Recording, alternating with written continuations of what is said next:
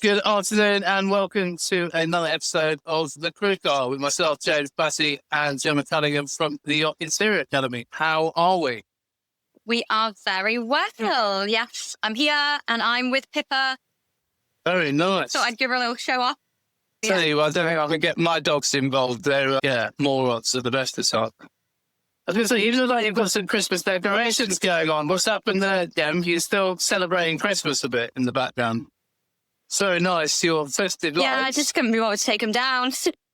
Wise. Actually, I did have them up during Christmas, but it just lights the room. I'm in a cottage, so it lights the room up a little bit. It's stunning. Yeah, it looks really nice. Whereabouts in the world are you, anyway? I'm in Plymouth. Where are you going? To the airport, was it? Yeah, I'm driving to Gatwick. So, yeah, I've got one of those fun days. Actually, do you know what? It's the most beautiful day. And I quite enjoy the car because I get a few conversations done, some work done, everything else. It's quite a good place to catch up with everything. So, yeah, it works. Weirdly, in Plymouth, I had my best ever soft shell crab burger just before I had my master's oral back in 2014 down there in Plymouth, down where the MCA building used to be at the end of the fish market. Yeah. Nice. Oh, I love it. So, yeah, it's good. Anyway, so how did you get into your thing? How do you find yourself where you are now? What's the inspiration? How did you get there? Tell us all. Tell us all. So I suppose when I was 16, I left school because you're allowed to leave school back then at that age. So yeah, left school at 16 and I was literally like, I don't have a clue. I haven't got the foggiest of what I want to do. I don't think anyone does at that age. No, exactly. But yeah, I got an apprenticeship as a hairdresser. And that was how I started out, really.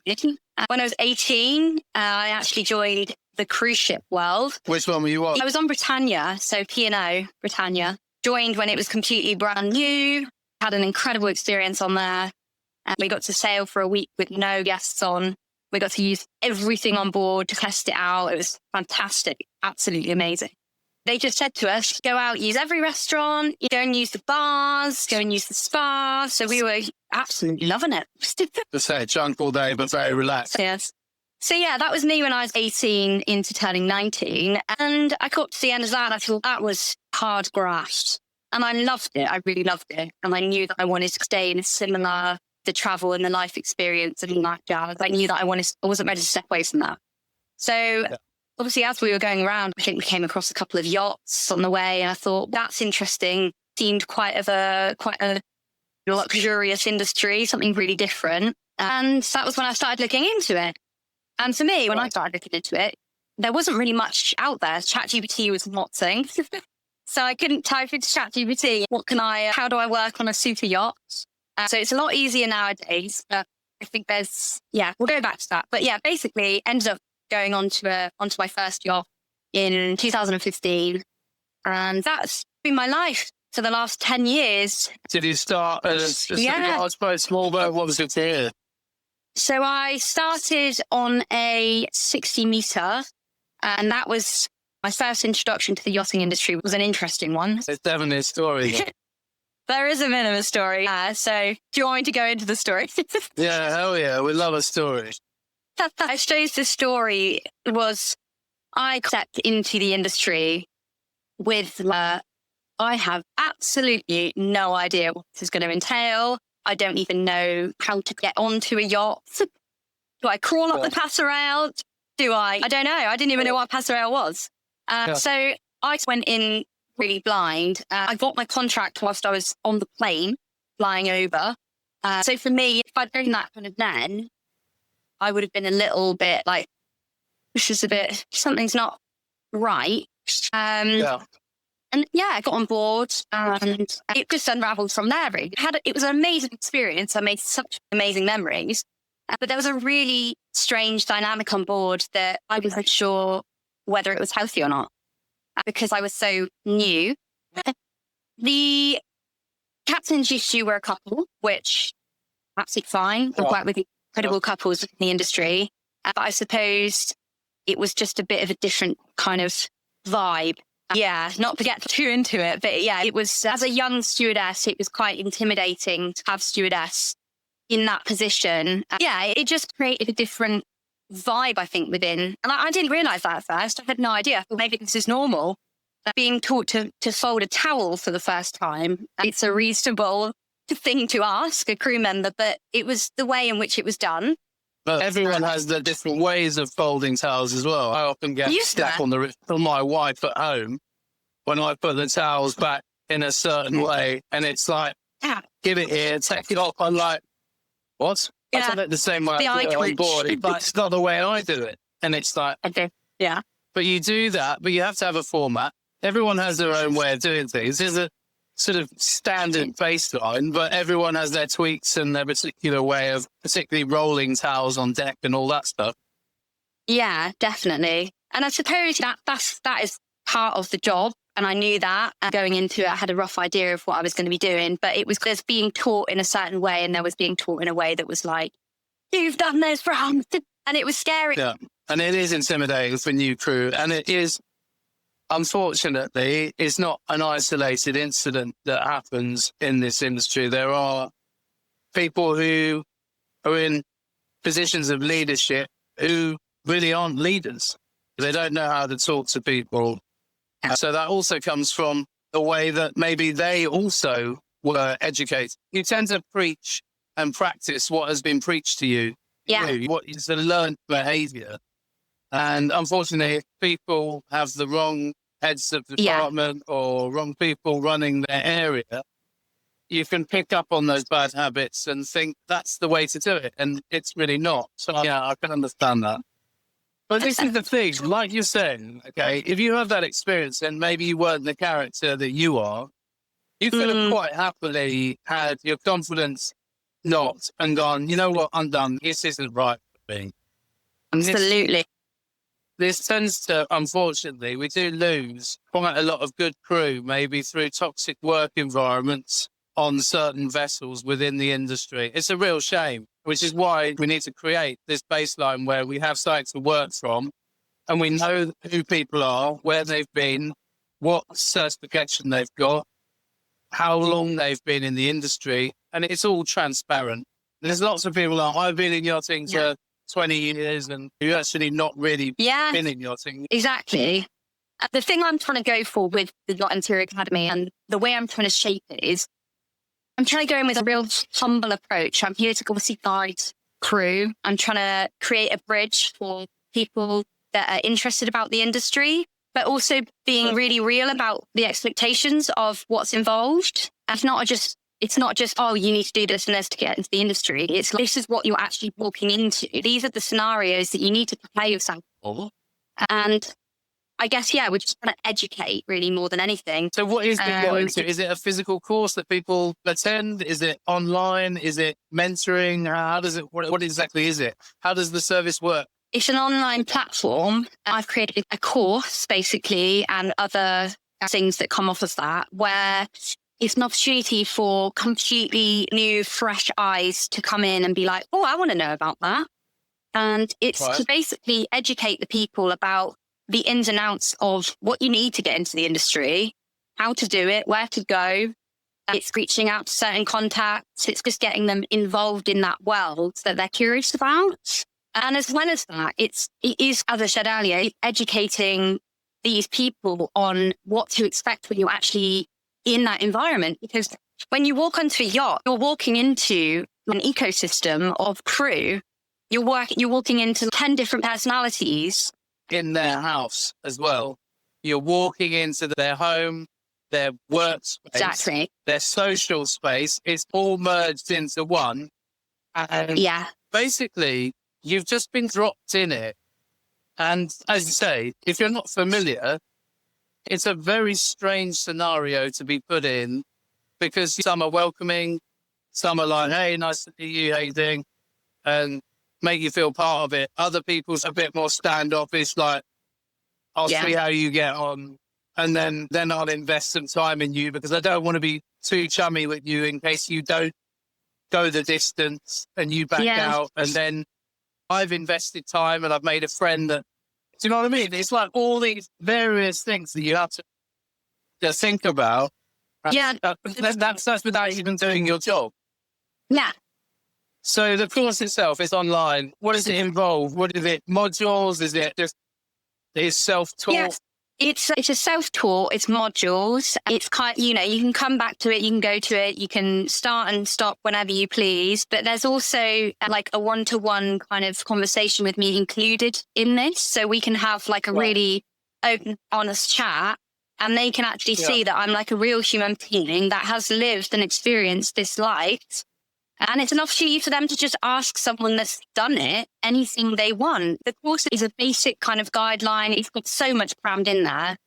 But having the kind of facility to be able to have a chat with me afterwards as well is obviously, it's great to know someone in the industry and go about it that way. So, there are loads of companies out there that kind of do a similar thing. And in a way, it's just getting the name out there, it's getting myself out there, which is something that is new to me. But it's also just giving like a really like genuine, real, like humble aspect to the life that somebody's just about to embark on. You say you draw from your own personal experience in documenting all of that and putting it into testing environment and education. That's a huge commitment in itself. How long did that take to put all that together? Days, weeks, months. It took me ages because it's not just, you need your FDCW, you need your NG. Yes, you need those things, but it is actually, this might be expected of you. This is where certain boats might go. These are the different types of yacht you can get. And it's a whole range of personal experiences, market research that I've done myself, other crew, like stories and information that I've had from friends and people that I've met throughout the years. And it's also combining questions that I've been asked by so many people since I've left the industry. The biggest one is, how do you do it? Is it like below deck? And it's trying to, the big one. That is nothing like below deck. Yeah. And I said, okay, you get the kind of idea from it, but there's just so much more in that crazy world that's to be explored and to be educated to people. You say this course is easy for people. How long does it take? If in terms of hours, is there a dedicated amount of time you need to put in order to complete this course? Do you get a certificate? How does it work? So you could sit and go through the course over a day. It's not like something that you have to answer questions. It's purely just like a Bible. It's just an informative kind of pack to be like, here you go. This is what you're walking into. I'm here to help you and guide you the entire way from the minute you leave your house to the minute you step on the boat. We all need someone to hold our hand at some stage in our lives. Yeah. And not everyone will want that, but it's something that I know that I probably would have loved. When I first, and it was just, is this a normal thing? Is this right? Does this contract look okay? And it's just like breaking down like all the tiny little bits that, people are so. And how much does it cost to do this? So my course, the big one it's £80, and I've priced it at £80 because obviously it took me a long time to create. I've put a lot of knowledge and time into it, but also I don't think it's a kind of crazy cost personally for the information that's inside. I know there's so many kind of people and companies out there that charge thousands and thousands for similar things. And you get it. It's a competitive kind of industry out there with this kind of thing. But I personally don't believe in people going out and wasting thousands and thousands on stuff that they don't really need. Ultimately, when I was hiring throughout my time in the industry, one of the biggest things I would look for was obviously experience is a huge one, but it was also personality. And it was trying to get a person that would be like super valuable and just a really lovely asset to the team.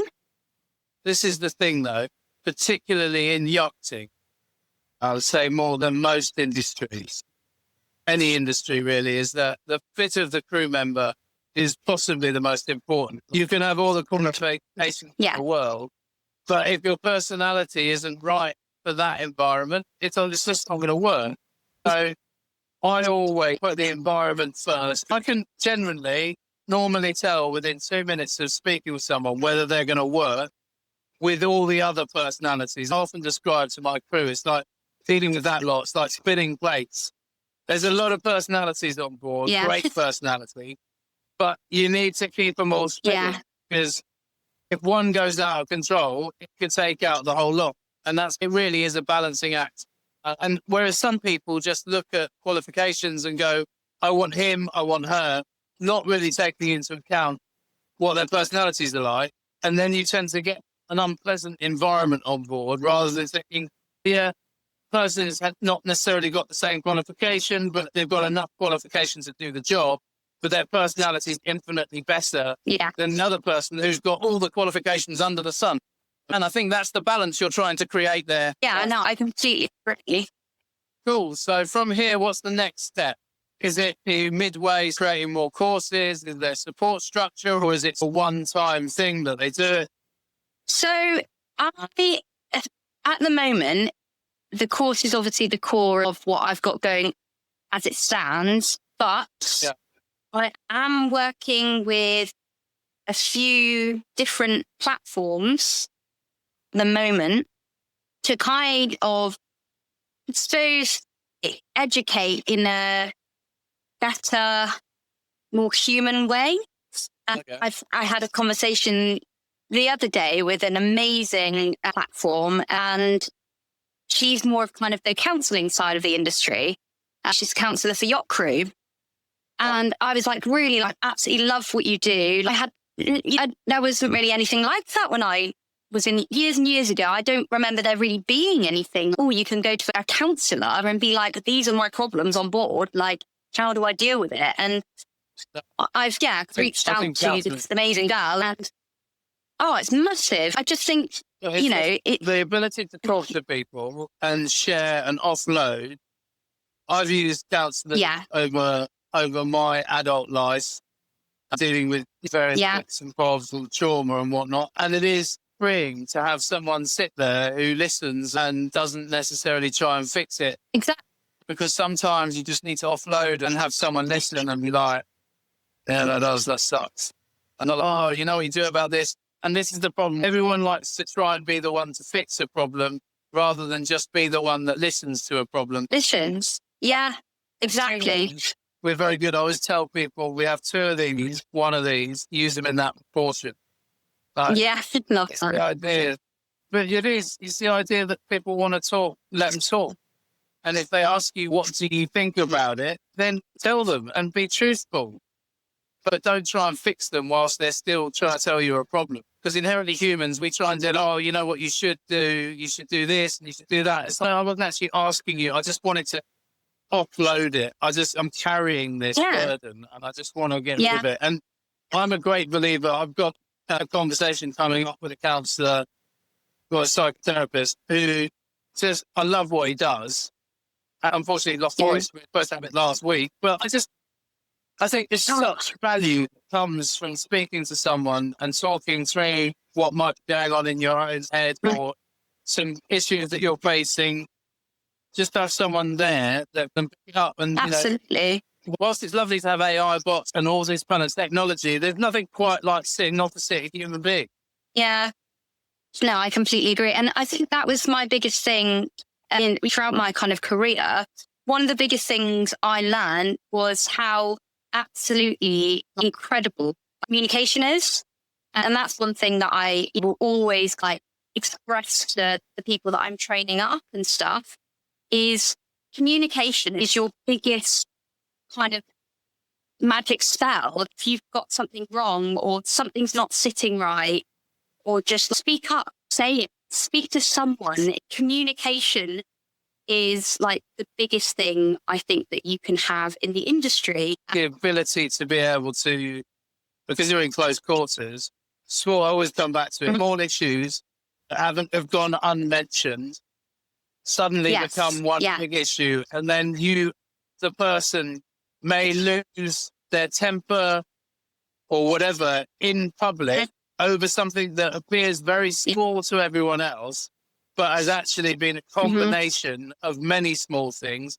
And then unfortunately, they look like the lunatic. And it's like, which is why I always tell my crew, it's so important that when you have an issue, that you raise it and address it there and then. Yeah. And then we can either deal with it and we move on, or if it's such an issue that you can't, then we have some choices to make. But I feel so bad for people when they're being constantly dealing with something that maybe they haven't raised, and then it comes to their head, they're tired, they've been working crazy hours, it's midway to coming to the end of the season, and they lose their mind as like, it was psycho. And it's like, you have no idea what's in it. But also, they have to take some responsibility. It's that they haven't raised it. So unfortunately, there's a balance. It's a very fine kind of balance with it. And yeah, it is a really hard one to navigate. But yeah, going back to what I was saying, that was something that I'm trying to link in with my company, really, is the kind of mental and emotional side of the industry and what it brings, and actually having the resources to be able to reach out to people and say, like, I need help, or even if it's something really stupid, it's just, I think it's just invaluable to have a resource like that attached to something else. Yeah, but this is it. And this is what I've been doing as well, is creating an infrastructure where crew have access to, information that you're providing, counsellors, investment, so that people are actually, whether they use it, it's completely a choice. It's voluntary. Exactly. You know what I mean? Like, but the fact is that you have it there for you to use. We all have various bits of information, which back in my day used to be in encyclopedias, but now it's just up to your fingertips. That is huge. But also it's about making sure that it's trusted information, because unfortunately in this industry, there is also quite a lot of exploitation of people where they're like, you must do this or you should do that. And it's, no, I really shouldn't. Completely agree. So yeah, I guess it's just like realigning the future crew, really, that are going into the industry. And by doing that, eventually, once you've trained up this amazing crew member that's gone in with all this knowledge, they could be a captain one day. And like you said in the start of the conversation, it kind of filters down, doesn't it? Everything filters. And I think if we start scratch type of thing and start creating like a really amazing community of really knowledgeable and educated people that are on similar wavelengths, then it will help dramatically. I was explaining to someone yesterday, essentially what I'm doing is, imagine building a house with good quality bricks, where you know where that brick's come from, exactly how it's made up. You know, that house is going to stand on the foundation for a long period of time. But then on the other side, you might have some cheaper bricks that some of the information of where that sediment came from that's in the brick is a bit the grey area. Then if you have the house made out of that, the chances of that house lasting are slim. And the same if you mix the bricks, you're only as good as your weakest brick. So if we make sure we get the foundations right, that we know exactly who crew are, where they've been, what experience they have, not what experience they say they have, what experience they actually have, jobs they've actually done, not what they say they. Then we create a solid foundation. And then, like you say, we educate these people in terms of what's expected. And then we then have the ability, because we are completely transparent as crew, to be able to start to demand better standards for ourselves, because we've created the standards for ourselves within our own industry, and said that we are accountable for our certification, our criminal record, everything like that is available to you. You can see that. But now in return for us doing that, we would like better wages, we would like better rotation, we'd like better leave, whatever it is that you decide to go for. And it gives us a better footing. Whereas when we're a grey, some of you guys aren't fully legit. And it's like, yeah, but it's not me. It's like, yeah, but I can still get someone who will take less money than you, because maybe they haven't gone as thorough into their education as you. And it's like, wow, okay. So when we create anything that educates crew is a bonus. So I love it. That's what we do. Oh, thank you. No, I appreciate that. And it's what you're doing. I think it aligns quite well, really. It's similar wavelengths. And it's really refreshing to actually speak to somebody that, and yourself being a captain, it's really refreshing to have that thing to be able to. We have a responsibility as an industry to make this industry better, safer, and more accountable across the board. Because we can only if we raise our own standards as crew, then we can turn around and we can then go, now you lot need to raise yours and match what we've done. And that's how accountability and industry gets stronger, because you've set the baselines. Absolutely. Well, It is. thank you so much for your time. I really appreciate it. Enjoy the rest of your afternoon down there in Plymouth, and enjoy the sunshine with the pound. Get out there, get some air. We'll catch up again soon, and I look forward to hearing how it's going in a couple of months. Amazing. Thank you so much. If your brand belongs in the heart of the yachting world, this is where it happens. Yachting International Radio reaches over 1 million yachting professionals and enthusiasts every month, with 77 million impressions, 220,000 social followers, and 74,000 podcast subscribers. Our hosts are insiders, crew, captains, CEOs, trusted voices shaping the industry. This is targeted, high-impact advertising in a luxury niche. Visit yachtinginternationalradio.com/advertise. Your audience is already listening.